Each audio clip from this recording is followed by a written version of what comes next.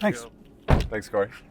So we're here with John, and we're going to be talking about some of these Lucids here in the background, and then we'll come back and focus on the Sapphire in just a moment.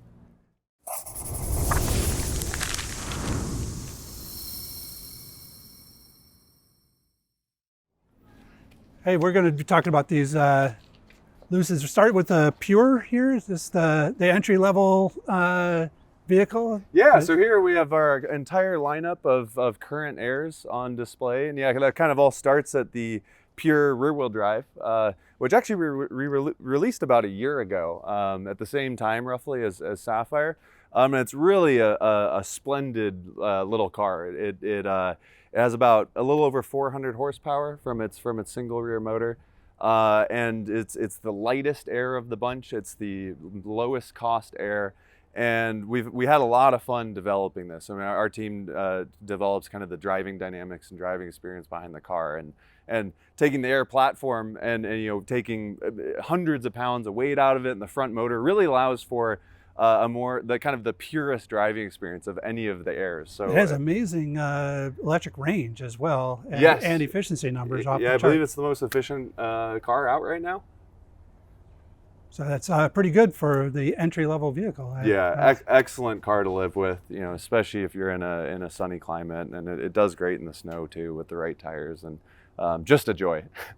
So stepping up the lineup, we have the Touring, and so the Touring gets you to all-wheel drive. It's a dual motor now. It has kind of our middle range battery pack, so that still gets you over 400 miles of range, and it's the Touring is kind of what I recommend a lot of people who don't necessarily need the full range of our biggest pack. It's still plenty to live with day to day, and as you've experienced driving around, it's more than quick enough to kind of put a smile on your face. Oh yeah, yeah. And it's great in the corners too. Yeah. It's we released this car about around 6 months after the initial Dream vehicles, and yeah, again, had a lot of fun with it. It's a very approachable car, and kind of all the range and performance that you normally need or could ask for. Very comfortable luxury sedan. Yeah. Now stepping up again, we have our Grand Touring. So this car, maintains the dual motor config with a larger battery pack. So this has this car can be configured to over 500 miles of range. It has over 800 horsepower. It's really a beast. And it's again this thing, I think for a lot of people is just so much car and such a pleasure to drive. And is really the kind of the road trip king of the lineup. We've driven these across the country time and time again. It gets amazing highway mileage. It fast charges like a son of a gun. Incredible car. Yeah, that extra mileage, electric range, very welcome for EV customer. Yeah, especially in this age where a lot of people are just getting into EVs. There's still a lot of kind of range anxiety. Like, this car was intended to eliminate any concern over having enough charge, and I can tell you, driving it everywhere, that you're tired before the car is out of battery. I know that's the case for me. Yep. So yeah, the Sapphire is the flagship. With this we set out to make the most incredible sports luxury sedan the world's ever seen. Kind of electric or gas, doesn't matter. We want it to be the best. And so the Air platform, which this still rides on, is fundamentally, as I'm sure you've heard from others, is incredible as far as the stiffness, the powertrain, the way the battery is integrated with the overall space concept. But Sapphire was a really fun project for us in that we could take everything and turn it up a notch. Take the Formula E experience and bring it to the customer. No, we were able to bring in a lot of our experience from projects like that, and as well as some special projects we did early on with the Air platform too. I mean, we built some really crazy prototypes, and this was kind of our chance to really kind of strut our stuff against the increasingly competitive lineup of crazy EV cars. So what we're able to do, we did a brand new kind of wheel and tire fitment on this car, and as well as the carbon ceramic brakes, which are some of the biggest in the industry. And all of these are designed to complement the incredible powertrain that powers this thing. The ability to put two motors in the back, our world-class twin rear.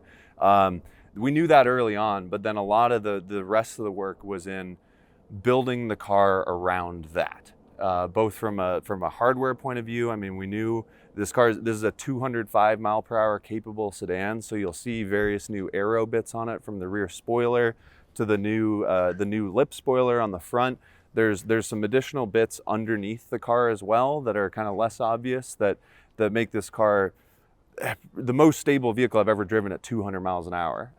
It's an absolute just rocket ship that is also confidence inspiring. And at that speed, you need a lot of downforce to keep it on the road, because it's so aerodynamic, it starts looking like an airfoil. That's right. Yeah. And actually, this sedan generates net downforce, which is not common for a sedan.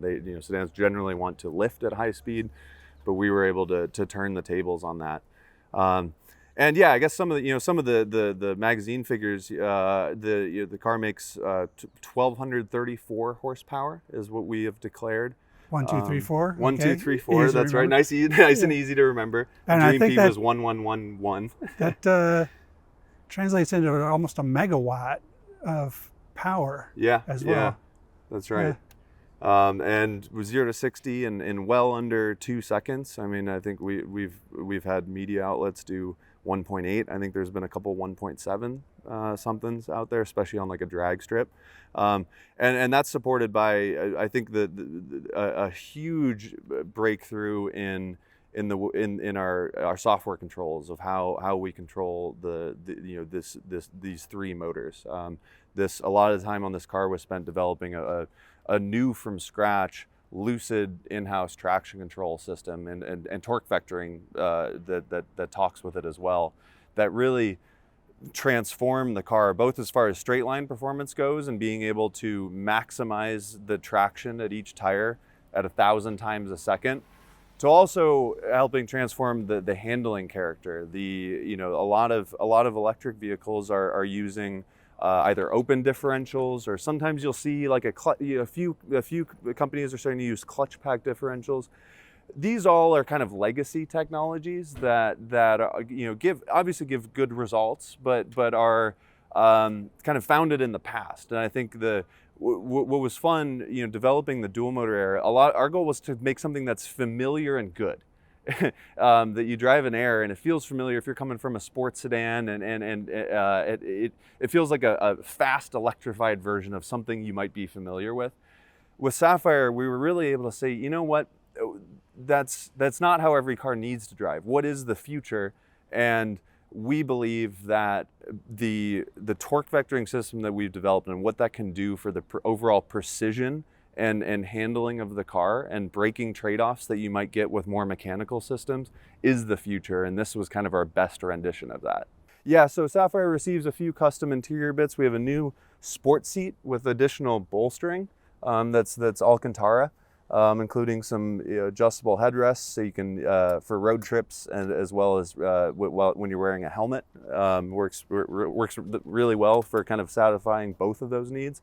They still maintain the heating, massaging, and cooling of the high-spec GT seats. So again, this is intended to be a livable daily vehicle that can also do insane, set world-beating performance figures. We have a new steering wheel that's kind of thinner Alcantara, kind of more driving enthusiast focus. You'll hopefully immediately notice the difference coming from your touring. And then there's various new kind of sill plates and interior trims that you'll kind of that you'll see across the car.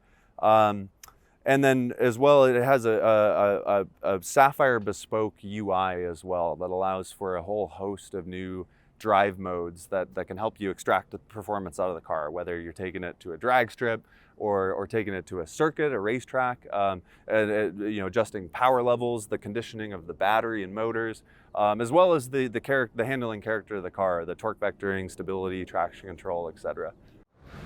So I was playing around with different drive modes, and I've tried smooth and swift so far, but now I see that in the Sapphire, you've got Sapphire mode and track mode.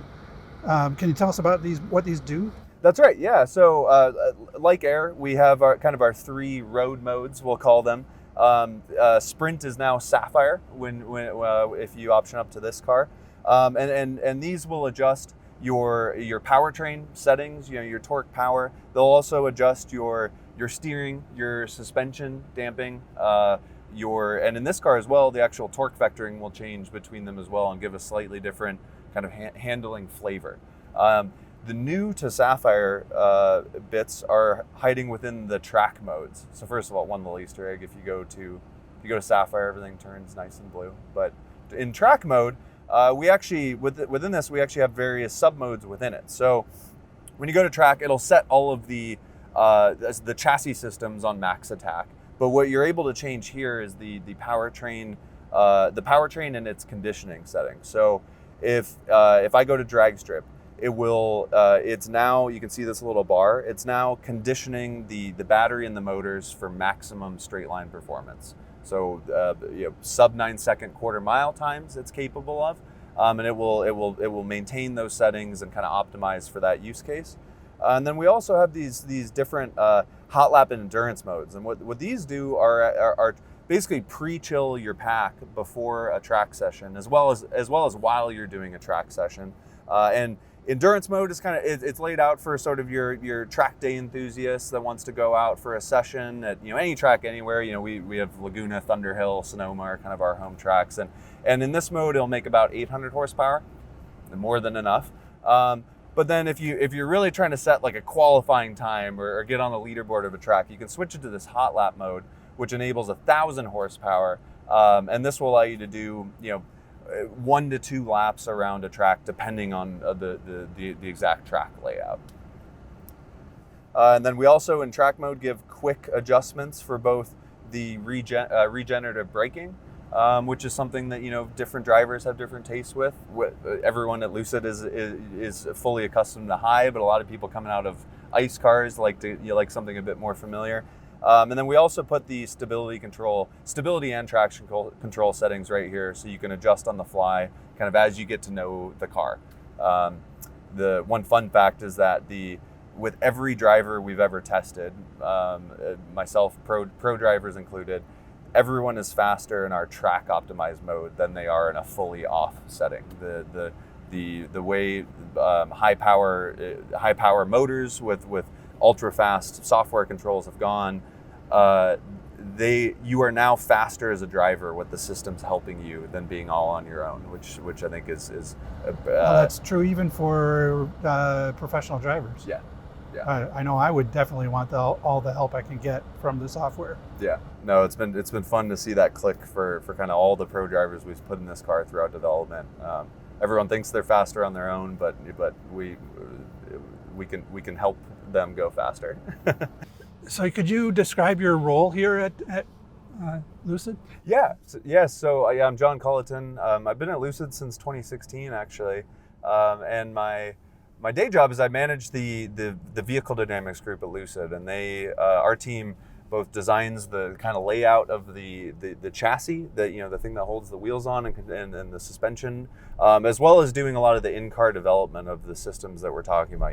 The steering, the suspension, the tires, as well as some of the working with our group and other groups on the bringing together all the software that controls the car. I mean all modern vehicles, and I think it's especially true with this car, are so coupled. The character of the car is so much how the hard bits on the vehicle complement the software controls and calibration, and I think it's been fun kind of seeing this, seeing as we've grown the groups. We started out, even when we were developing Sapphire, started developing it, we were a very small team. And actually I oversaw a lot of just the layout of this vehicle and the performance targets and everything. And I think key advantage we have is that the systems that influence how the car drive are developed in cohesion. I think that comes true no matter what Lucid product you drive, but especially for kind of our flagship vehicle with the tri-motor and its capabilities. So yeah, we could go immediately into launch control, but I think something that maybe gets lost within all the headline figures and numbers is how kind of approachable and practical Air Sapphire is. I think it was very.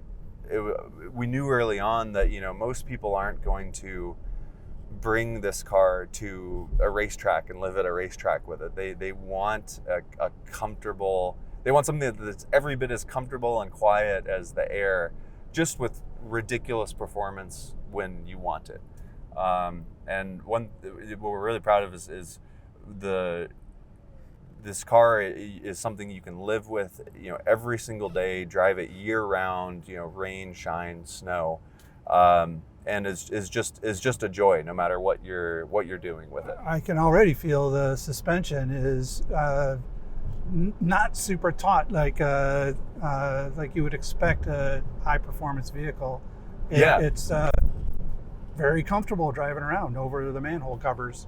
That's right. Yeah, and we've changed nearly every single part of the suspension for Sapphire, like every little bit, whether it's springs, bushings, bars, tires, they all get massaged.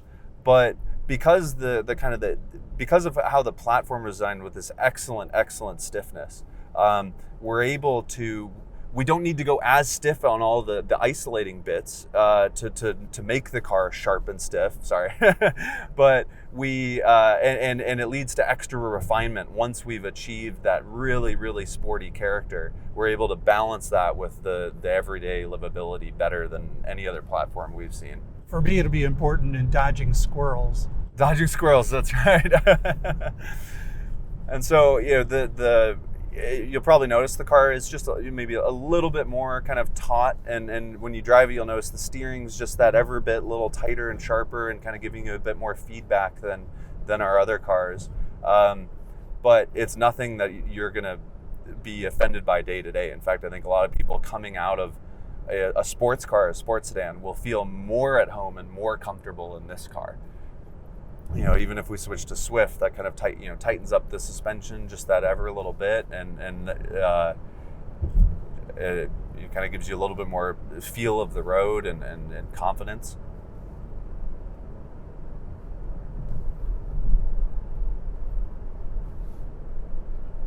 Yeah, we'll take a right up here, and I'll go a little gingerly through the corner if that's all right with you guys.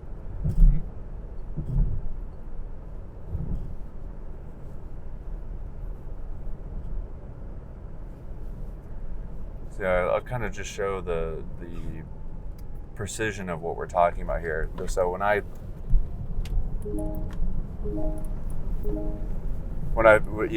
get the car set up, it's very precise and sharp and responsive. And I think the really satisfying part for me and a lot of drivers is when you get on the throttle, or the accelerator, we call it now. Vehicles generally tend to start running a bit wide, and kind of you have to adjust the throttle to adjust your line of the car. With the way we've developed the torque vectoring system on the car, the car points where you want it to go in ways that kind of defy a lot of the legacy driving standards, and especially defy the mass of the vehicle. You wouldn't believe what it weighs when you're out driving it aggressively. I'll go into this business part. I'm going to take another right-hander here. So let's turn in.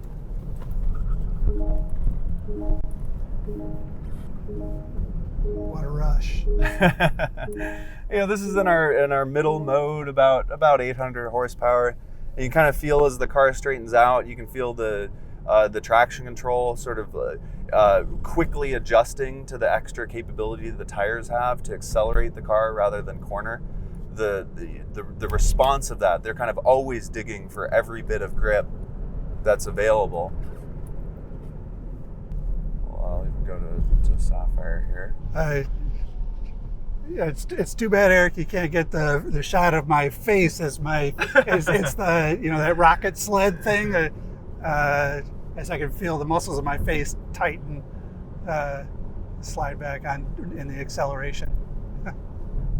Yeah, I think you'll have to experience it after getting out of the touring, but the difference is so immediately apparent. As soon as you turn the steering wheel, the car has this light on its feet and kind of special character that really makes it stand out, even coming from the Air, which is a great sedan. So I'll go left, and then we're going to go right into a little intersection or a side road over here. We'll do a right and then a left.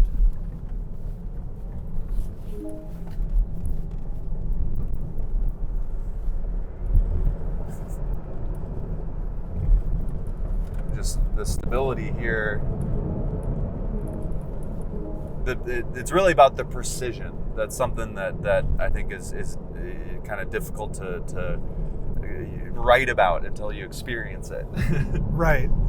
It's a whole different story. It's not just the numbers, it's the control. Mm-hmm.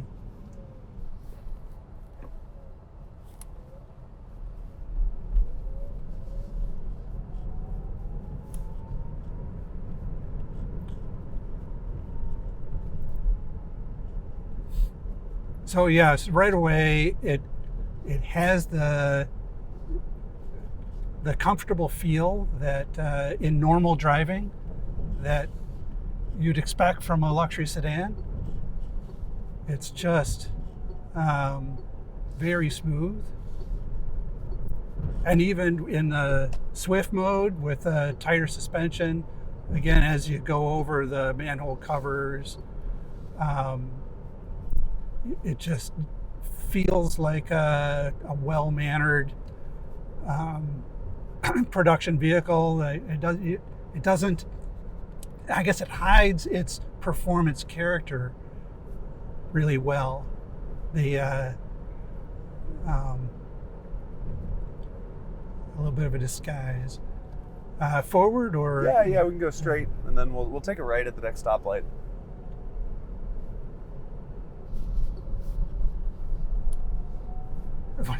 And it feels like nothing going around a corner. It really does corner like it's on rails.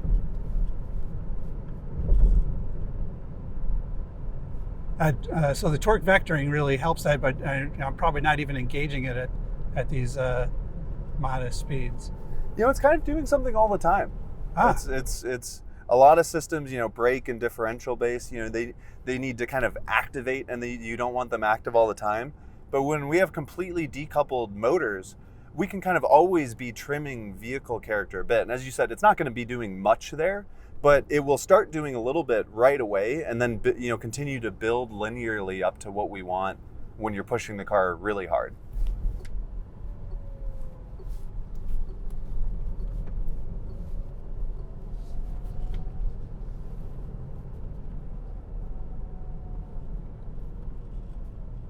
You can go left here if you want. Okay. There's another corner over there. And I felt what you meant with that brake feel.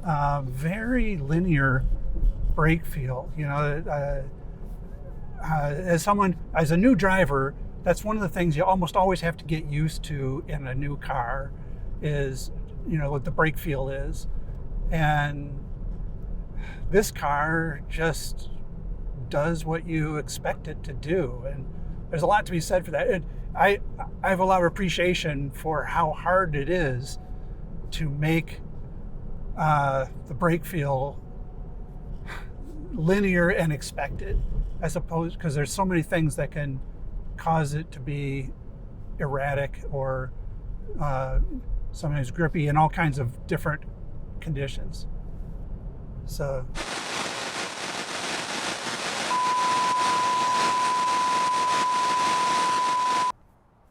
Hey, I want to apologize for the audio difficulties that we had during the drive. And I want to really thank Lucid for its participation for this ride and drive, giving us a chance to experience the Sapphire. It is an absolutely amazing vehicle.